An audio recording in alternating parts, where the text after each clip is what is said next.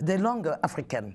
Mais pourtant, parallèlement, est-ce que vous ne constatez pas, comme nous tous, que de plus en plus de jeunes se détachent de cette langue-là pour favoriser leur langue locale? Votre question est très pertinente. Je pense qu'il y a une appropriation de la langue qui est logique, parce que le français, c'est une langue qui porte.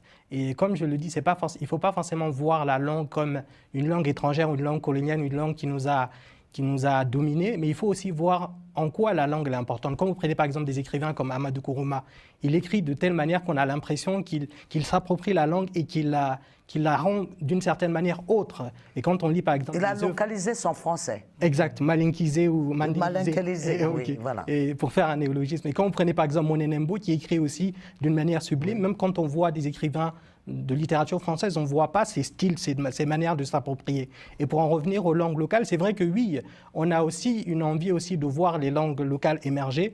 On le voit dans les pays comme la Guinée ou le Mali, où les langues deviennent aujourd'hui écrites, comme par exemple le Pulaar ou même le Mandingue aujourd'hui. Le Nko déjà, il y avait le Nko. Oui. Donc oui, je pense qu'à ce niveau, mais je pense que les langues peuvent cohabiter et qu'on peut avoir le français qui va vivre aux côtés des autres langues, même si bien évidemment, je pense que le français est aussi une langue d'éducation, une langue de transmission.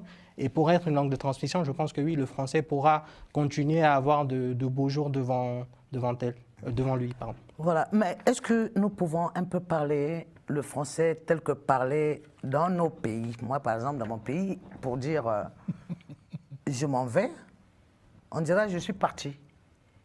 C'est-à-dire le lingala, quand on le dit en lingala, je m'en vais veut dire je suis parti.